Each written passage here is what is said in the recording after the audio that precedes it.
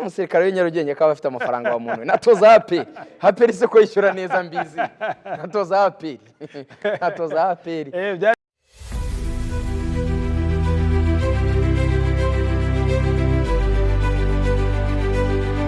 Ese kuba Rigani yaravuze ko umusirikare w'inyarugenge agira amafaranga yaba ari inkurikizi no kwigamba kwe kuri televiziyo y'igihugu?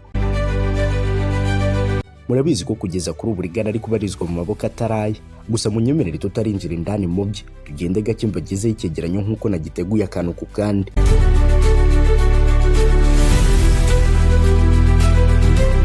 Ubundi impuzandengo y'imibare y'abatuye isi muri Nyakanga 2023, UN yatangaje ko isi yari igeze kuri miliyari 8 by'abayituye, aha byibura buri mwaka yongeraho miliyoni 70.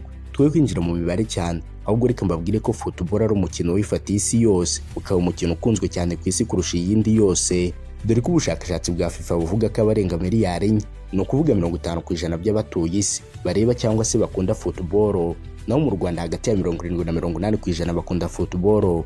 Bino rero bikatuganisha ku ngingo igira iti ubusesenguzi, gusesengura no gusesera indani mu isi y'imikino, apana imikino y'amahirwe, ahubwo ndavuga football, umwami w'imyidagaduro ku isi.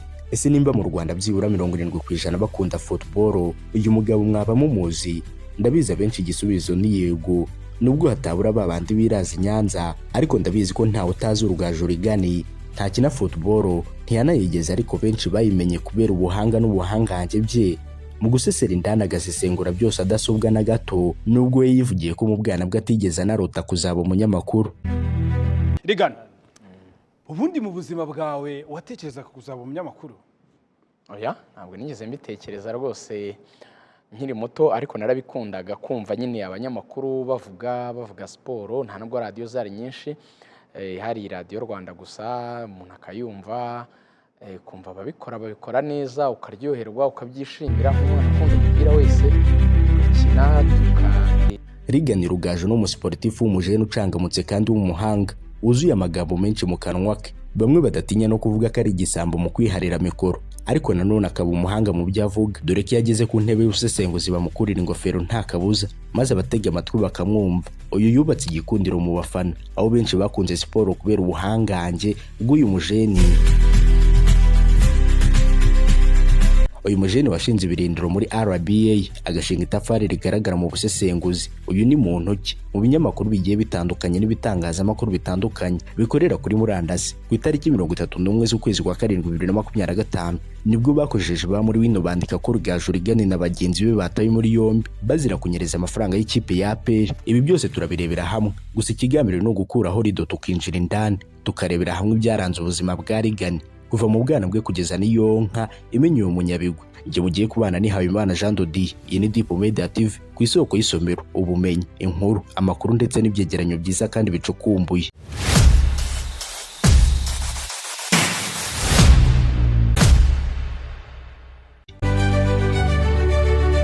Ikaze mu buzima budasanzwe bw'ibyamamare bwahinduye ubuzima, ibyiyumvo bya benshi. Ikaze mu rugendo n'ubuzima bwa Rugaju Rigani wamamaye kuri RBA. Amazina yiswe n'ababyeyi ni Ndayishimiye Rigani, wamenyekanye nka Rugaju Rigani, aho izina Rugaju ari kumora kuri se, aho se we yitwa Rugaju Manase, naho nyina umubyara yitwa Sifa. Yavukiye mu muryango w'abana 7, abahungu 4 n'abakobwa 3. Rugaju Rigani yavukiye muri Repubulika ya Demokarasi ya Kongo, ahitwa mu Minembwe, gusa nyuma y'umwaka umwe avutse iwabo bimukiye ahandi hitwa Imurenge mu gace kitwa mu Mibango. Gusa nyuma y'imyaka 5 avutse baje kwimukira mu Rwanda mu mujyi wa Kigali ahazwi nko mu Gasyata. Gusa nyuma y'imyaka 15 y'amavuko ya Rigani nibwo inkuru mbi yatashye mu muryango wabo ko se umubyara yitabye Imana. Ibyarangiriye aho, dore ko none indi nkuru yamukuye umutima ari iyerekeranye n'itabaruka rya nyirakuru bitewe n'uko yamureze, uburere yamuhaye ndetse n'ibindi byinshi amukesha. Nibyo byatumye kumva inkuru nk'iyi kuri we bimubera ihurizo rikomeye cyane.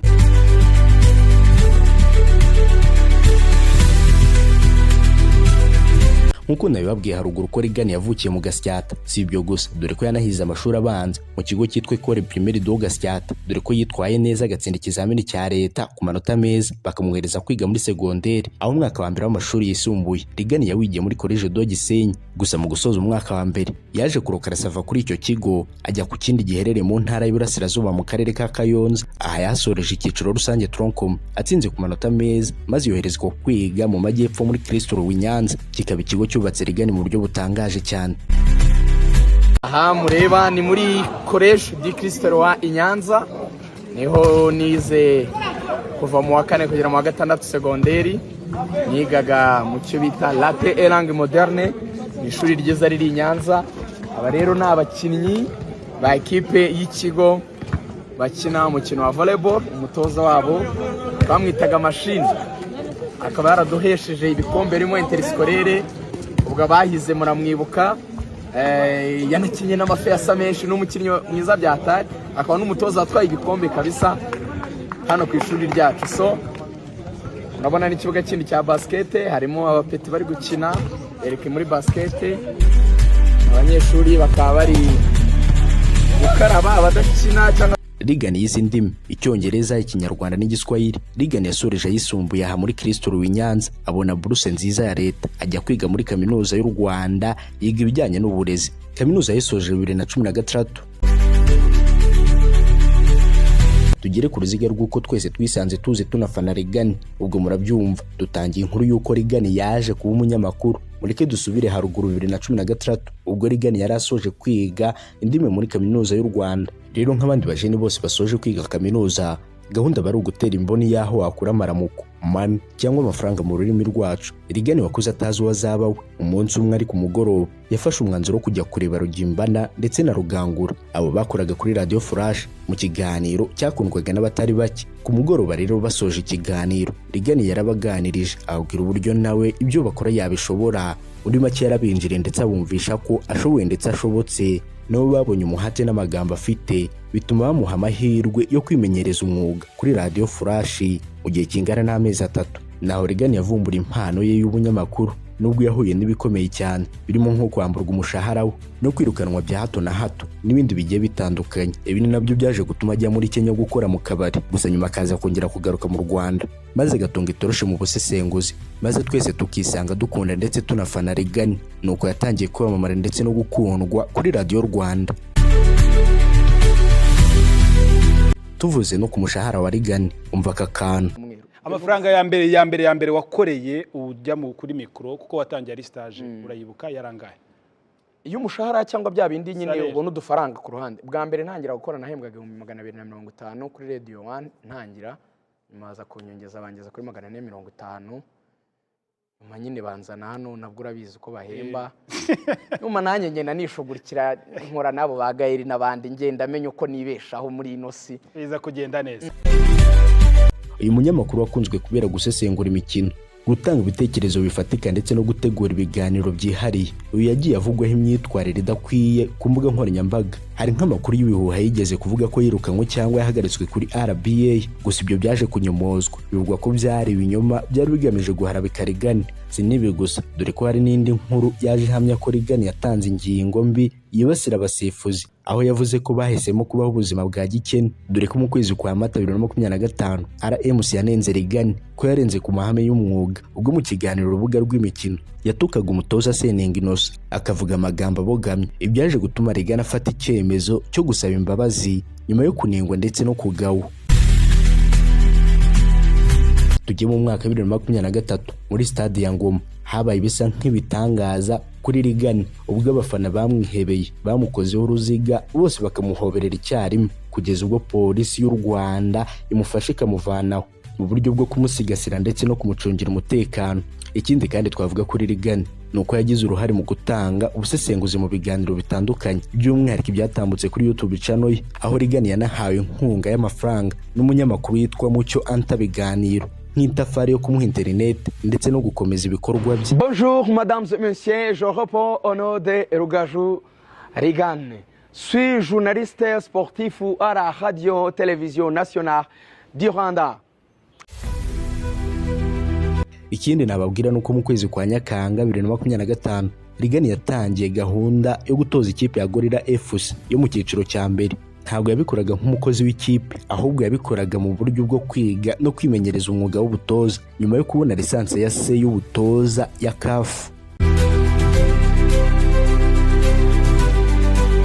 tuvuze no ku nkuru z'uko Regan na bagenzi be batawe muri yombi nuko ku itariki 30 Nyakanga 2025 urwego rw'iperereza rwa gisirikare rwasanze Regan Rugaju ndetse na Mugisha Frank uzwi nka Jangwani babasanze Nyamirambo mu Marangi aho bari kunywera icyayi. Gusa ntibagoye inzego, bemeye kugenda ku neza kujya gusobanura byose babazwa ku inyerezwa ry'amafaranga y'ikipe ya APR.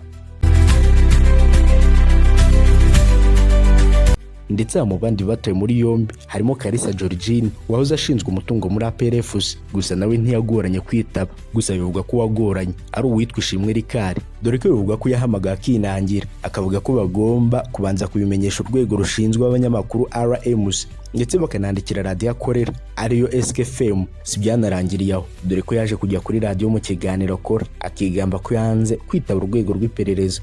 Ago reka tumenye nicyo bagomba. Ikibazo giteye gite naba umumajoro wamamaga nababwiye ko nababwiye ati jewe ntago ndi bwitabe. Ago reka tumenye nicyo bagomba. Ikibazo giteye gite nimwandikira ikigo nkorera nimwandikira ikigo nkorera mu nsabe noneho nge mbitabe. Ikibazo giteye gite ko nturi nakazo abave mu rujijo ducanganyikirwa. Ikibazo giteye gite ducanganyikirwa. Ikibazo giteye wiva ngo bampamagaye baguhamagaye kubera iki wakoze iki? Ikibazo gihari uvuze Georgine yari umubitsi wa APR. Georgine nk'urwego rubishinzwe ndetse rubifitiye ubushobozi rwakoze ibishoboka ngo uyu Rikari afatwe. Gusa kiva mu kiganiro kubera ibyo yavuze yihutiye kujya kwisha munsi y'igitanda. Gusa inzego z'iperereza zaje gutrakinga telefoni ye zibona aho yaryamye munsi y'igitanda, niko kumukura yatabwa muri yombi gutyo.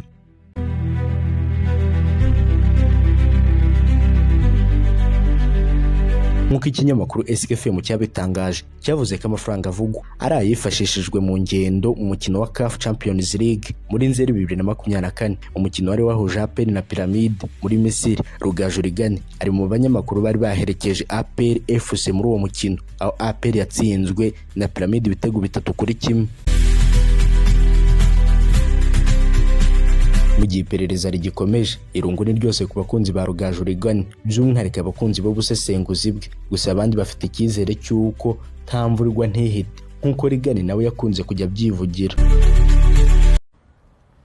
It is not over until it's over. Ntibirarangira kugeza igihe birangiye ku isegonda rya nyuma ukavuga ngo birarangiye. So situation rero umuntu wese abarimo ikiguha ibyo byiringiro, ikiguha icyo cyizere ni ikintu kimwe gusa. Imbaraga zishobora guhindura situation ikava aho yari iri ikajya ahandi, umuntu niwe ubigukorera ku isi, ariko ni divine power, ni imbaraga z'Imana, ni imbaraga z'umuremyi zibasha nyine gukora ibintu birenze wowe ibyo utekereza. Abantu ushaka kuvuga ngo Imana. Mu gusoza icyegeranyo cyacu, mureke dusoreze kuri aka kantu gatoya kutontu tumwe na tumwe duteye amatsiko kuri Rugaju Regan. Buriya ngo nubwo Regan avuga cyane, we yivugira ku mwanya wo kuvuga umubana muto cyane, bikaba ibintu bitangaje cyane, nk'uko wakumva isaki kuza ariko itazi kubika. Abantu bibeshya ko mvuga cyane, kumva cyane, kubiha umwanya umwanya mbiha, ahubwo ngira muto wo kubivuga. ngo iki? Umwanya mbiha uretse gato n'umwanya mvuga. Mu kwezi kwa gatatu kwa 2025 kuri televiziyo y'igihugu, Rugaju Regan yivugiye ko byibura imyaka 2 azaba yarashatse umugore, kandi ngo bigenze neza n'umwaka umwe yarongora. Abayumva mu myaka 5 azaba ari umugabo wubatse. Cyane cyane mu myaka 3 yaba ari umugabo wubatse. 3 ni myinshi. Mu myaka 2 ashobora kuba ari umugabo wubatse. 3 kabisa ni myinshi. 2 rwose, 2 bigenze neza n'umwe kusi zandari ndi gutangaza. Bigenze neza n'umwe narongo. Bigenze neza none se ntegereje kumera amahembe. Ibyo rero bisaba cyazo rero ndarongora nde nicyo ibyo bisaba yuko uwo muntu agomba kuba hari. Ugira umu ex? Aba ex ntabwo wababura. Baba hari. Navuze umwe. Oya baba hari no muri secondaire se no muri primaire ntufite akana. Ndavuga ubu ngubu uri muri no personality. Umu ex ndamugira. Uramugira? Yarasimbuwe? Umwana ndi kubwira ikinyarwanda naza kumva imirongo. Ubwo niwe na ariko arahari. hari umwana tuganira ku mugoroba gake gake. Muri iki gihe isi yabaye umudugudu, ni mu Rwanda ni hanze? Akoreka nkabika. Ariko ni umukobwa nge ndi umuhungu humura si umuhungu mugenzi wanjye ni umukobwa. Ariko iki kibazo ntago gikomeye cyane. Byaba ari mu Rwanda cyangwa isi yabaye umudugudu? Oya. Reka. Akantu ka nyuma twasoherezaho kuri Rigani ni uko yabwiye abamukurikira kuri Instagram ko vuba cyane kuri YouTube channel ya Radio Rwanda azagaruka mu rubuga rw'imikino amena umuceri bizwi nko kuvugisha ukuri kuzuye nta buryarya ku byerekeranye n'amakipe akunda ndetse na fan. Ibi ntibyaje gutinda, Rigani yaje avuga byeruye amakipe akunda ndetse yanihebeye. Yahereye ku ikipe ya Real Madrid akurikizaho Amavubi, avuga ko anakunda CR7 dore ko ngaho yaba ari hose cyangwa se aho yaba akina hose iyo kipe yayifana. Anavuga ko mu Rwanda yihebeye ikipe yambara umukara n'umweru ubwo na APR muri rusange. Anongeraho akakunda Bayern ndetse aha yanavuze ko Arsenal ayikunda, aho yavuze ko yakuze akunda Arsenal bikaba ibintu byatangaje benshi kubera ko benshi bari bazi ko atayikunda habe namba bitewe n'uburyo yasesenguraga umupira. Yavugaga ko ikipe ya Arsenal ifite akazi gakomeye kubera ikipe ya Manchester City iyo kurikira ku rutonde rwa shampiyona.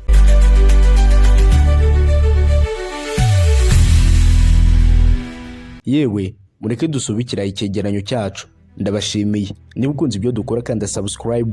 Ngiye umvaga na Habimana Jean Dodi. Iyi ni Deep Media TV, ku isoko y'isomero, ubumenyi, inkuru, amakuru ndetse n'ibyegeranyo byiza kandi bicukumbuye. Boneraho kubifuriza kurama, gutunga ndetse no guhirwa, guhaha ndetse no kuronka ikiruta byose, Imana igakomeza kubishimira. Naho Rugaju we rugiragira mworohereze agaruke mu musingi wo gusigasira no kubaka siporo nyarwanda n'itangazamakuru ryayo muri rusange. Dusubire muri video n'ibindi biganiro bya Deep Media TV.